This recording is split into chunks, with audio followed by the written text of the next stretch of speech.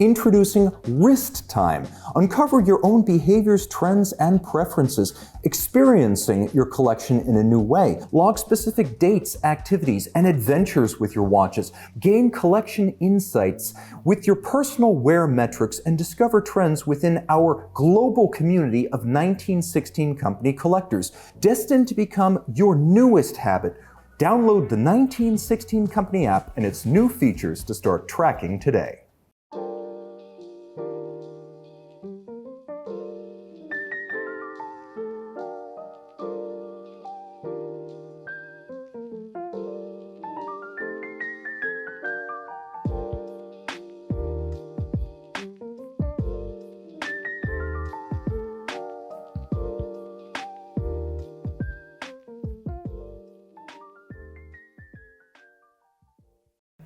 Hi, this is Tim of the 1916 Company coming to you from our Pikesville, Maryland flagship location. Today, a discussion with a man who works on the forefront of technology but loves archaic watches in all of their forms, an enthusiast of mechanical timekeeping. Bayo, welcome to the show. Tim, thank you so much for having me.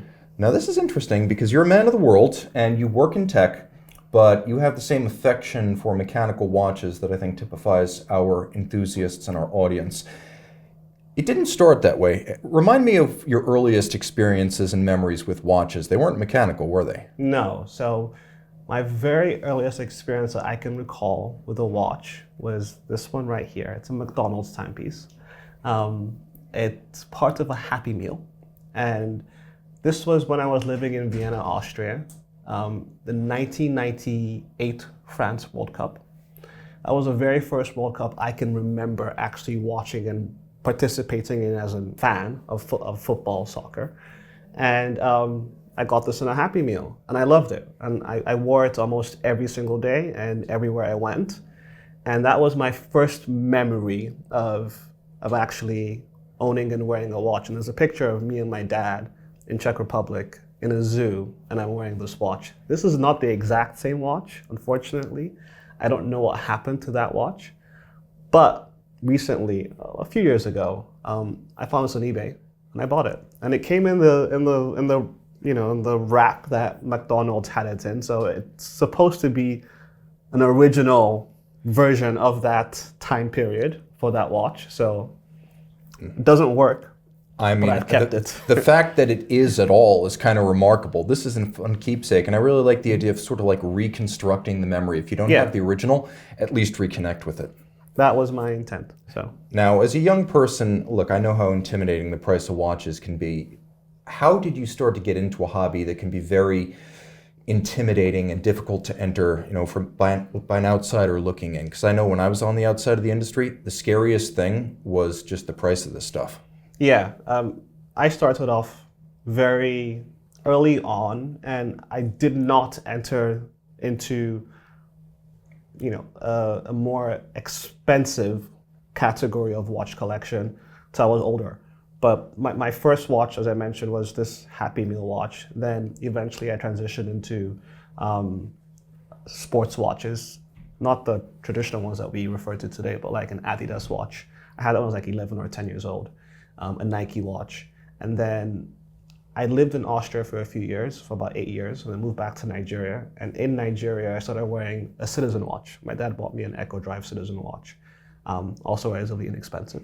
I wore that for most of my time in Nigeria. And then coming to America, I started wearing fashion watches. So like Armani, Gucci, Fossil watches. And then it wasn't until I was probably 25 years old I bought what I consider my first real watch, which is this one right here, a Frederique Constant. It was about $1,100. It was significant for me then because one, I was 25 years old. Two, it was expensive. Still an expensive watch of that category, but it was so functional. It had multiple complications. I loved the look. I wore it all the time. And this was my transition into collecting higher end watches initially. And then after that, I kind of transitioned into Rolexes when I was a little bit older. And then About what point is this? So this was 25. 25, I was single. I lived in Maryland, lived in an apartment. And then the Rolexes came a year later, a few months later? No, probably 2-3 years later. And it also coincided with when I transitioned to working at a different company, so I had more disposable income. I was about to get married too, so I can vividly remember my Rolex era was while I was dating my wife then, and my marriage as well too. And then after that, when we had our first child, I started transitioning into more heavy pieces, like an Elango and Sonnet. I had a Lango 1. I bought a vintage Patek, and eventually I transitioned into the era I'm in right now, which I refer to as my AP era. And that's kind of how I transitioned from a lower end pieces to a little bit more higher end. And I think we've all taken those steps. My first watch was I think Timex Ironman or Timex Digital. My grandpa got it with cereal box tops. I wish I still had that or one like it. And then I had a G-Shock. I had a Wilson branded sports watch. And it wasn't until many years later that I got into mechanical watches. You got in through Frederique Constant when you were 25, and then you transitioned to Rolex for a period. Now, it's kind of interesting because you talk about your AP era being sort of, I guess, the moment you discovered your true passion from a brand standpoint. Correct. Now, you went to Greece, and I think initially you were looking at Rolex. So tell me how this transition took place from one to the other. So in my early 30s or late 20s, I was still very much a Rolex guy. And I, like everybody else, I wanted to get a Patek. But those were the two watch companies that I would actively follow and actively pursue collecting watches. I went to Greece for a friend's birthday with my wife. She was about 6 months pregnant then, my wife. We were walking around, there was an AP boutique, and I happened to just kind of see it and walk into that store. And a few years prior to that, about 2 years prior to that, the code was just released. And of course, it was notorious at its release. There was a lot of public commentary, which fascinated me because I thought it was a beautiful watch. It was very different than a Royal Oak, of course, and I appreciated the innovation and the desire to be different. So when I saw it at the boutique, it looked even better in person. Tried it on, I loved it, and I loved the different aspects of the watch that you don't see until you put it on, such as, in between the lugs is actually an octagon, right? The mid case is a rounded octagon, exactly. The mid case is a rounded octagon. It was in ceramic as well too. It was a chronograph watch, white gold. So the next day, I brought my wife to kind of get her blessing, and I bought it. And there was no wait list in Mykonos, which is a little known secret, or unknown secret at this point in time. Don't tell anyone. Yeah. So there was no wait list, and I was able. They got 3 a year throughout the summer, and that was the second one that they got. So I eventually bought it, and that was probably my entry point into Audemars Piguet. And ever since then, we've kind of grown a very, very, very, very beautiful relationship. So in Mykonos, you walked into an AP boutique right off the street with no prior relationship. None. And you expressed interest in a watch and you walked out with it. This is an AP success story. I'm happy to say it because, there was a technical quality control expert long ago, Edward Deming, said that when a person has a great experience, they tend to tell few. When a person has a terrible experience, they tell everyone. That was the essence of his message. And I love to hear an AP success story because at heart, I'm an Audemars Piguet enthusiast and I want to hear about really good experiences with the brand.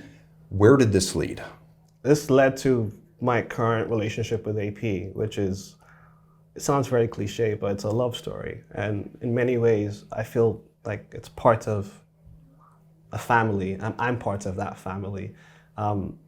Fast forward to after the Mykonos trip, I went to New York for a customer visit, stopped at the boutique. I was wearing the code, and I met Myra at the boutique.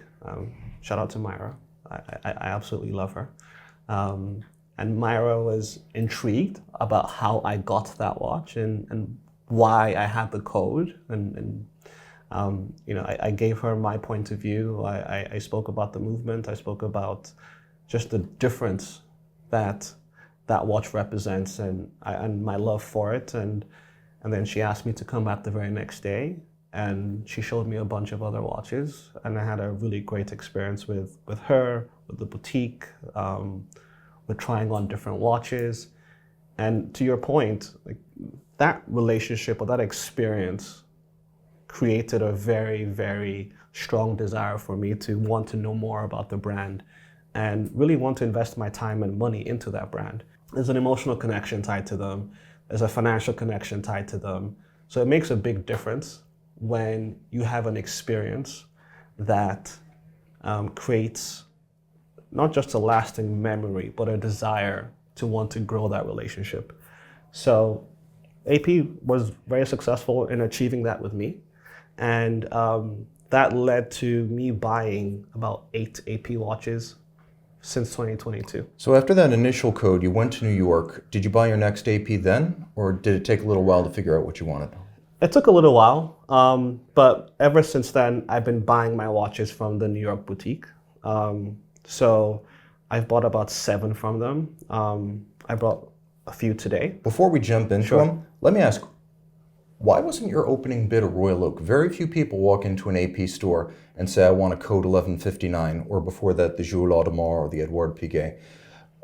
It seems like you were really gripped by kind of an idiosyncratic dress watch that didn't get a fair shake when it came out.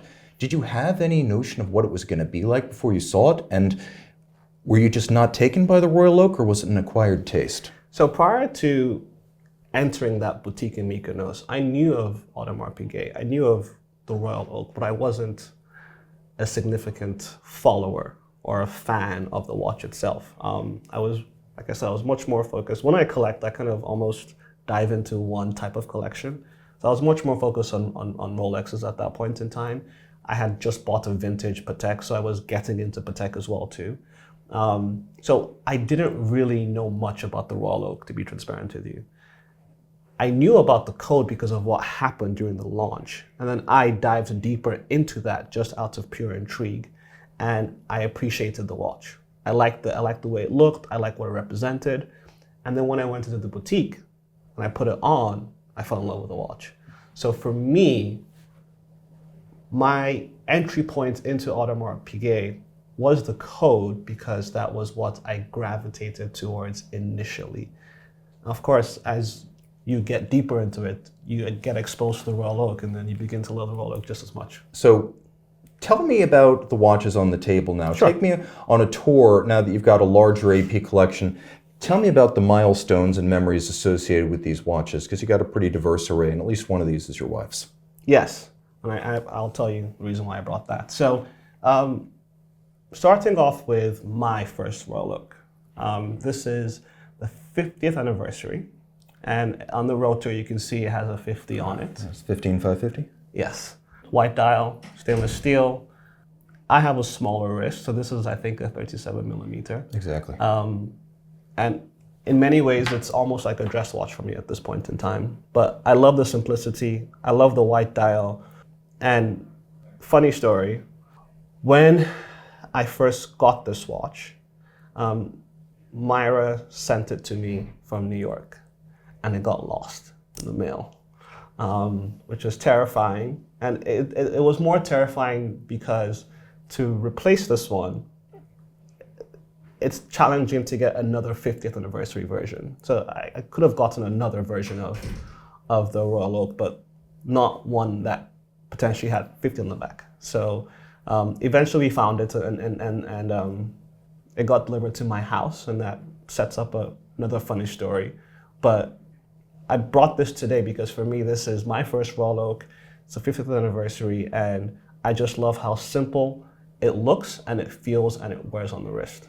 Was the silver dial your choice, or was that product of circumstance? Circumstance. I actually wanted the ice blue, or light blue, which however you want to refer to it. But then this is what she could get at that point in time. But in hindsight, I'm happy because it goes with more outfits. If it's going to be your dress watch, a smaller size and a silver dial really does fit I mean, that fits the rhyme scheme for a dress watch, and I love that you've got little marks on it. Now, Oh, I beat my watches yeah, up. I mean, I wear them thoroughly. This is a loved watch, and I'm just thrilled to see it getting real world mileage. It doesn't live in a case. So that's my first Royal Oak. So where'd you go from there? From there, I got this probably actually within the same year, which is pretty impressive. The reason why I like this watch so much is because, well, number one, for me, the chronograph is the best function. It's best complication. I think, you know, if there's ever a situation where the world comes to an end, it's the chronograph complication that you probably want on your wrist. Has the most practicality. That's an interesting way of looking at it, post-apocalyptic. Post-apocalyptic. And I like this so much because green's my favorite color, number one. But number two, this is a very shy green. And depending on how you look at it, sometimes it looks black. So I like the fact that it is green, but it can look a different color depending on the angle and the way the light hits the dial. But beyond that, I love the chronograph functionality. I love the green dial. And prior to me actually getting my Offshore, this was my most worn Rolex. My most worn Audemars Piguet. Oh, that's good. Forgive me. What I really like about this watch is that it is remarkably robust. It's an everyday watch. It is a Royal Oak, but in the hand it feels, eyes closed, this could be an Offshore on a full bracelet. It's very sturdy. It's substantial. It feels almost as though it might be precious metal. Do you ever just hold a watch in the hand and say, like, to me, weight equates to substance? Are you the kind of person who like looks for a more substantial watch? Is there such a thing as too light, like ceramic or titanium? Maybe that'll kind of be a springboard to our next discussion. I like the weight it possesses. Like if you look at the difference in thickness, it's pretty significant, right, between these two watches. I had to kind of get used to it initially. Of course, when you compare this to the Offshore, this is even bigger.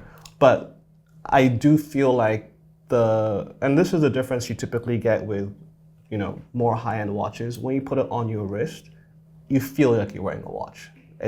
There's that substance to it that makes the experience, for me at least, even more, I won't say rewarding, but it provides an additional level of comfort. It's like psychic satisfaction. That's the best way to define it. You know, the funny thing is the feel of a very premium watch. It's often not the watch head itself. Many companies can build that. The real defining trait of a super premium watch is almost always going to be the bracelet, the lack of play, the integrity, the weight of it. And I think that watch really embodies it.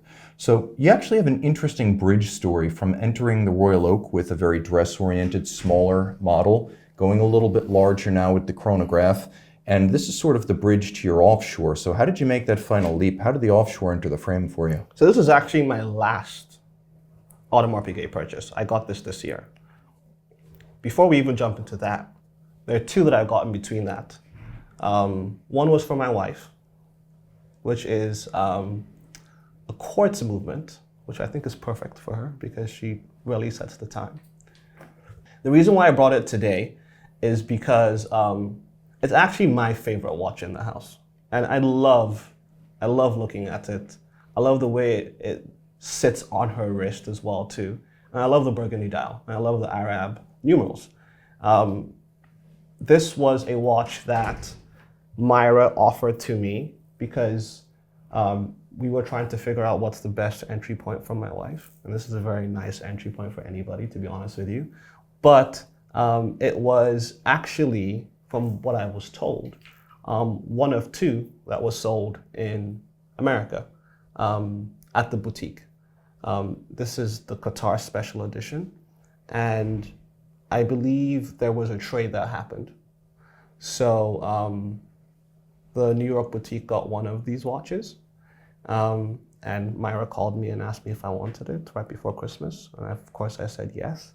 And because the last AP that was shipped to me got lost in the mail, this time they ensured that it got delivered to my house. So they sent an armored vehicle. Wow, like pulled right up? It drove from the boutique to my doorstep, my house. So that's from New York all the way down to Maryland. New York all the way down to Maryland, and that's how I got this watch. That's an awesome story. Yeah. And this is an awesome watch. I got to say, everything that I love about your old Royal Oak, from the original purchase to your more substantial chrono, it almost goes double for a gold bracelet. You feel the substance of it and the lack of play, the tolerances. It's just really impressive. And I can see that this one too has been worn. Oh yes, she wears it all the time. Those are marks of distinction. What a dial. Eastern Arabic numerals, dark burgundy, a really lush and lovely look. Yep. And I guess that must have been the best Christmas ever. It was a very nice Christmas. And then shortly after that, I got the Starwheel. And this is actually my favorite watch. Fun fact, the origin behind this watch, in the 17th century, Pope Alexander, I believe the 7th, had insomnia problems. So he had trouble sleeping. So he commissioned the creation of a watch that did not have to go tick-tock. So it didn't have to have hands that kept on moving, that created that sound. So they created wandering discs that would have numbers on them, and as they rotate, you would be able to tell the time. So that's the origin behind the Starwheel. So I loved that story. I love the way the watch looks. I love the fact that at first glance, it looks very complicated to tell the time, but it's probably the easiest way to tell the time compared to anything else. Yeah, the hour points to the minute. It's very simplistic. And I got this watch about a month before I had the honor of having Ginny Wright, the US CEO for Audemars Piguet, fly down to Washington, D.C., and we had a fireside chat with about 100 students at Georgetown University. And you lecture at the university? Yes. So my side job, or what I do after my day job, it's more than a side job. It's a passion at this point in time. But I teach at Georgetown University. I love the fact that a pope couldn't count on divine intervention to fall asleep, but watchmakers and clockmakers delivered. And they did. Yeah, well, in Audemars Piguet we trust. It's a very cool complication because it did start on a clock, and in '91 with the original Starwheel, it first joined the watch world. That was a very traditional dress watch. This has a lot of presence. Do you think of this as a dress watch or more of an all-arounder? To me, it's an all-arounder. I wear it with suits, and I also wear it, casually. I typically wear it when I travel. I don't wear it at home because it's still to me, it's a delicate watch, and I don't want anything to happen to it. So I try not to wear it around my kids. And tell me what you love about it, because this is such a nuanced watch. It takes the code to the next level even. So I personally love the code. This is my favorite code. What I love about it is I love the dial. Looks like you're looking to the sky, right? Eventually, yes. And then, once again, I love how simple it is to tell the time. As you mentioned, the actual hour points to the minute. And it's very straightforward. It's also a great conversation starter, to be honest with you. So people typically see it, and the first question I ask them is, can you tell what the time is? It takes them a while. Most don't get it, a few do. And then it's a great conversation starter beyond that. But I think it looks gorgeous. I love, from the code perspective, like I said, I love the octagon in between. And in ceramic with the white gold, This is in ceramic. I changed the strap, so it typically comes with a black strap. I got this space gray strap to an extent, and I thought, it kind of dresses it down a little bit. It's a little bit more casual, but once again, I still wear this in formal settings. The reason why it's my favorite Audemars Piguet watch is because what it represents from a historical perspective and how unique it is. It's not a very common watch. Not a lot of people have it. That's kind of to me, this feels like the quintessential Audemars Piguet. I love the Royal Oak. There are other Royal Oak-like watches out there. There are not many wandering hours in the watch world, and Audemars Piguet and Erwerk have pretty much cornered that market. And of course, AP was the first with that. I really love that watch. I think you and I agree there. Now, I don't have any kids, so I don't have to worry about risking my watches, but you do have a watch for that contingency. Tell Yes. me all about the watch you wear most. So this is the watch I wear most at this point in time. It's my Offshore. It's in titanium. It has a green strap, and it has a green dial, and it has It's kind of like a green panda dial. it's like a green panda dial. I think that's the reason why I gravitated towards it. It's lighter than you'd expect, especially for an Offshore, primarily because it's in titanium. But for me, this is the ultimate dad watch. I wear it all the time because I have two toddlers. I have a 4-year-old and I have a 2-year-old. So, they throw food at me. I bathe them every night. When they get sick, they throw up on me. It's just a very active household. And having a watch that you can beat around, that, is durable, and it's also very easy to read at the same time. The time has created a situation where I wear this all the time. And I think it's a gorgeous watch. I love how comfortable it feels. I love the strap. But at this point in time, this is my most worn watch. I got this a few months ago, and I actually haven't worn any other watch besides this every day. And I love the humanity inherent in that. You wear it because life consists of kids, food fighting, there's vomit, there's crud, there's baths, there's household chores. We don't all wear our watches with tuxedos to the casino in Monaco. Yeah. Like, this keeps it real, and I like that. 100%. For me, the other part to wearing these watches is it's a moment in time that you're capturing, where you have pictures, you have events that you go to, and your kids one day would be able to see you wearing these watches in those pictures and feel connected to you when you eventually, hopefully, get the opportunity to pass them down to them. So for me, it's almost like storytelling to an extent, and giving them some insight into who I was and who I am, and giving them the ability to connect with me beyond my time on Earth. So it's important to me from that aspect as well too.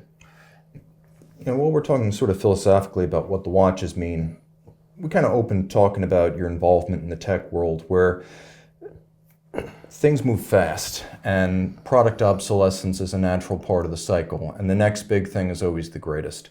So how do you fit that sort of avant-garde sort of profession where there's a great deal of impermanence with your affection for the watches? Are the watches the counterpoint to that?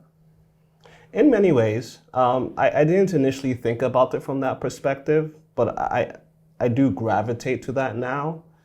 I would say, for me personally, working in, and even just living the lives we live today, where technology is just part of our day-to-day, there's a level of comfort in looking at your wrist or putting something on that is purely mechanical, that has no ounce of technology in its current sense in it. And I like that disconnect. I don't use my phone to tell the time. I use my watch to tell the time. I take off my watch probably twice a day, when I sleep and when I shower. Apart from that, it's always on my wrist. And it's my way of trying to disconnect from the current form of how we live our lives today, which is really engulfed in our phones and in computers and in screens. So there is that component to it. I completely agree. But I would say for me, it's also, I appreciate the craftsmanship behind the creation of the watch. I appreciate the fact that it lasts forever, conceptually. Yes. And I mean, they should last hundreds of years. And I also appreciate the fact that it's always going to be relevant. So something that you purchase 10, 15 years ago would have relevancy 30, 40 years from that date. And if anything, sometimes creates more value. And connecting that to my desire to have a connection with my kids beyond my lifetime creates an additional level of sentimental value for me. And I can totally see that, because if anyone out there has a functional first-generation iPhone, send me proof, I'll send you a hat. It's the nature of tech. Yeah. You work in a world where the products you're selling are never going to outlast your watches, and you've got the watches as the counterpoint to that.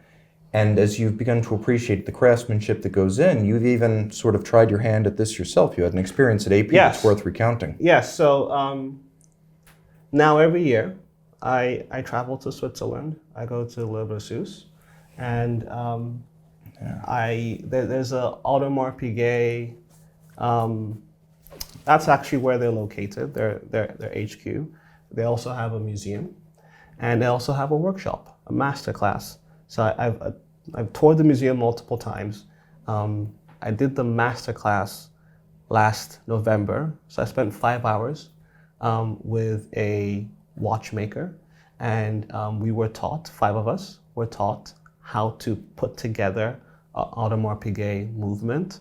The movement specifically was a 4302, so it was just a date and time function. It was great. I kind of saw how small the particles were. It's the engineering behind it is also fascinating.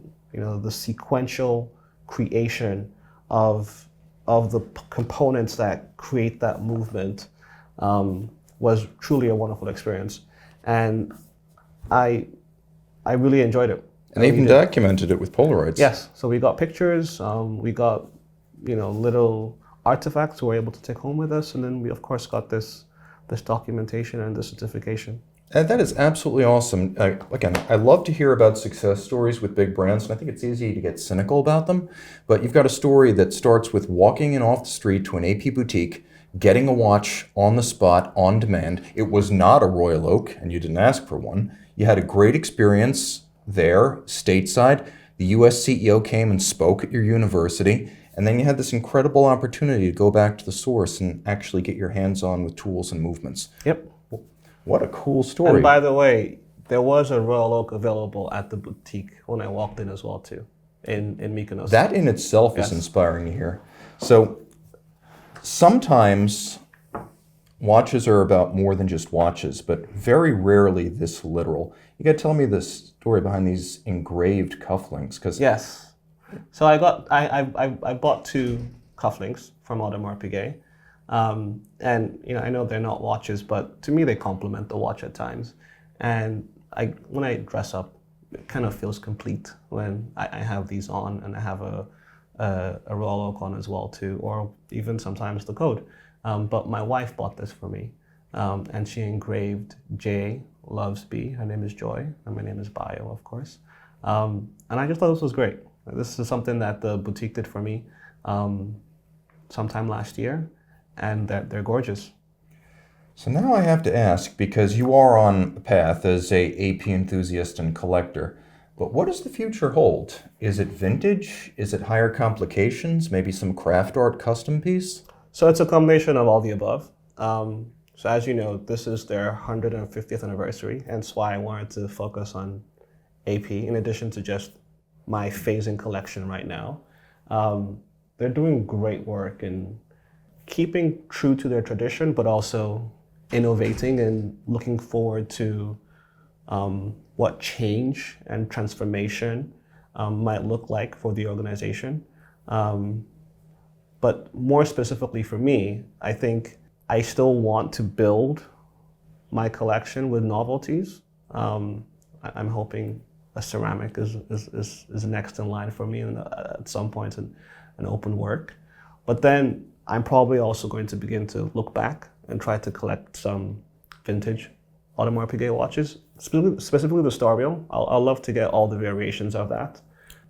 But that's kind of my next evolution. I think I'm probably going to get a few more pieces before I begin to look back and start collecting historically and creating that timeline.